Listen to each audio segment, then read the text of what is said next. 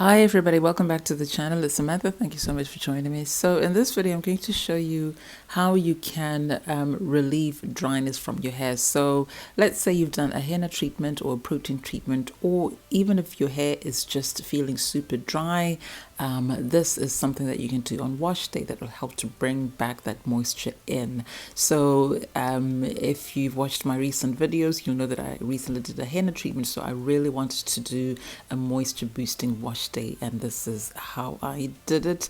And this is my first wash day after my henna treatment. So I put my hair in a protector style and I'd actually moisturized it. So one of my recent videos showed you how I added moisture back into my hair, but now it's wash day and I just undid the braids, the mini braids that I'd done. So I'd actually applied some oil to my scalp the night before, and I find this really helpful in terms of stimulating growth. So, this is like an overnight oil treatment that I do now and again. And I've seen that it actually helps with boosting moisture in the hair. So it's not quite like a hot oil treatment, but it does help. So this is like a pre-shampoo treatment that I do overnight. So just add some oil to the scalp, massage it in. And now what I'm doing is massaging that oil into the hair. And this helps to smoothen the hair, also to soften the hair, and also helps with finger detangling. So this is what I'm doing now, just removing any shed hair. I know it looks like I'm going really fast there because I've sped up the segment, but actually I was doing very gently. But what I noticed, I didn't have that much hair shedding because of the henna treatment. So I'm really pleased with the results of the henna treatment so far. So I've been reading quite a lot about henna treatments, and one of the things that a lot of people worry about is that it can cause hair dryness, and some people have actually said that they experienced quite a lot of dryness, and as a result their hair broke off, because as we know, dry hair breaks. So focusing on moisture is going to be one of the things that I'm going to be doing on this journey. So I used my moisturizing shampoo, and then I used a really moisturizing deep conditioner, and I also have this moisturizing rinse out conditioner, as well as my moisturizing leave-in conditioner. So I've put links and actually the names of the products in the description box below, and then I also have my butter, which I use to seal in the moisture after I've put in my leave-in conditioner. So I always shampoo twice, whether I'm clarifying or just using a moisturizing shampoo. I always shampoo twice because that really helps to really clean the hair and the scalp, and it'll make the products you use afterwards much more effective.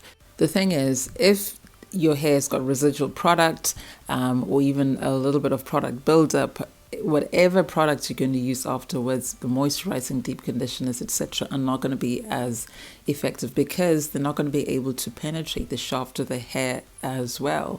So this is why I'm always stressing that you need to really thoroughly clean your hair, and shampooing twice makes sure that. And as always, I always cleanse my scalp thoroughly. I do use oils in my growth oils, and I want to make sure that I get rid of that and any sebum that I would have produced, because my scalp is going to produce some sebum anyway. So that's the whole point of thoroughly cleaning the scalp and the hair. So hydration, the hair hydration begins at this step. Thoroughly cleaning your hair is going to make sure that your hair is going to receive the moisturizing products you used afterwards, and your hair will stay moisturized for longer. So I'm going to finish off shampooing my hair, and then once I've done that, I'll come back and I'll show you the next steps.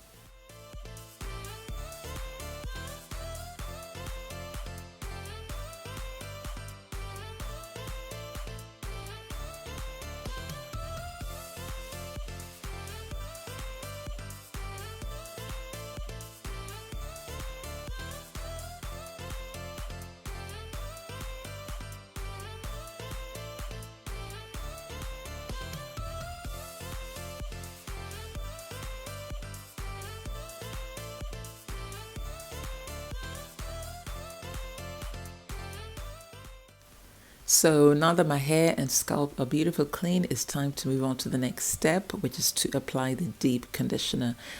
So I always section my hair out when I am applying my conditioners. I find this more effective, and it makes sure that each and every strand is going to get a little bit of that conditioner.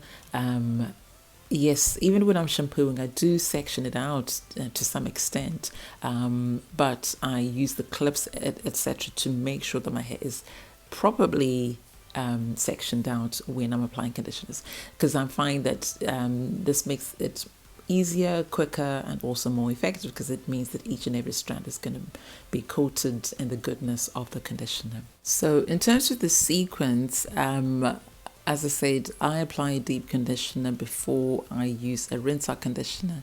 And the reason is because these two products have different roles. Even though they may have similar ingredients or a similar ingredient profile, they actually do different things. So the deep conditioner is there to actually treat any issues that may be there. And because I want to really replenish moisture into my hair, or make sure that my hair is deeply moisturized, I use a deep conditioner that is moisturizing to put the moisture into my hair. And then a conditioner, the job of a conditioner is to soften the hair and close the cuticles so that you're not going to get frizz, and help to keep the moisture in your hair.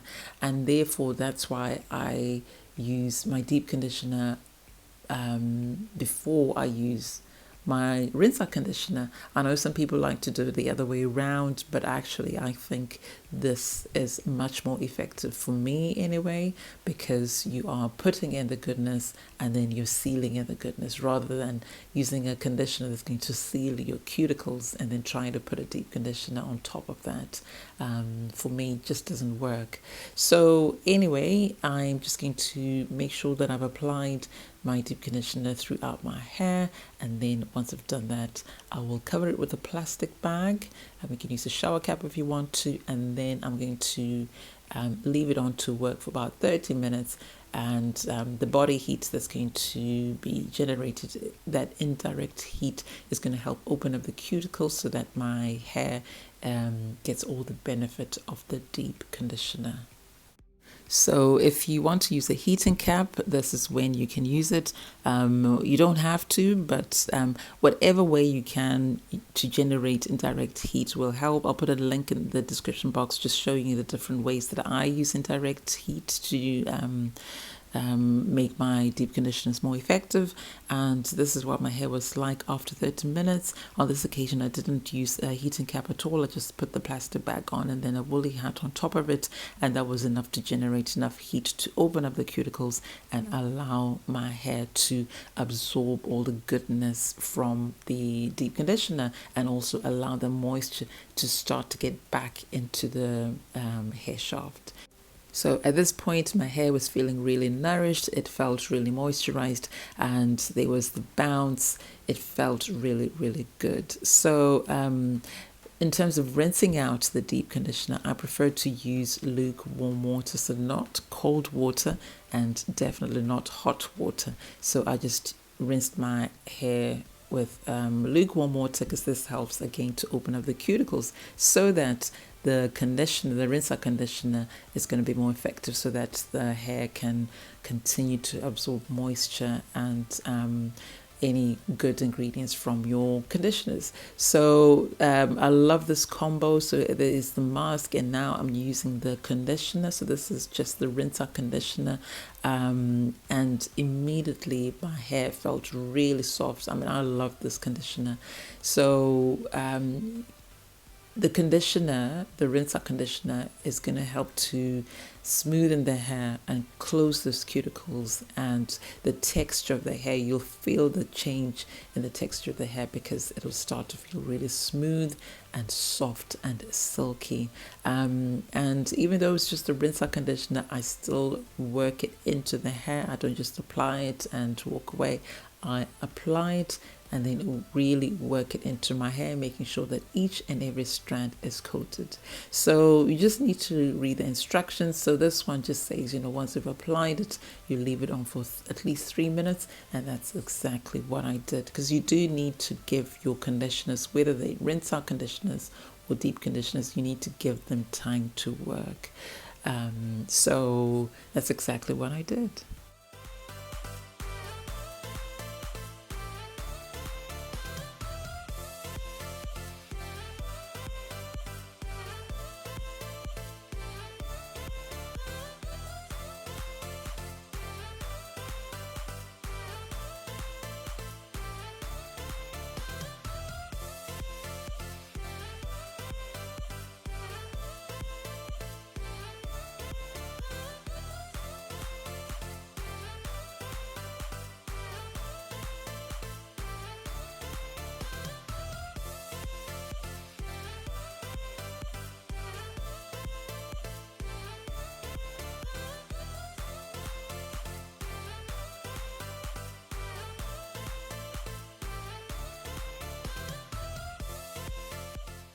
So now when it comes to rinsing out the rinse out conditioner, I generally rinse it out with cool water, but you can use lukewarm water.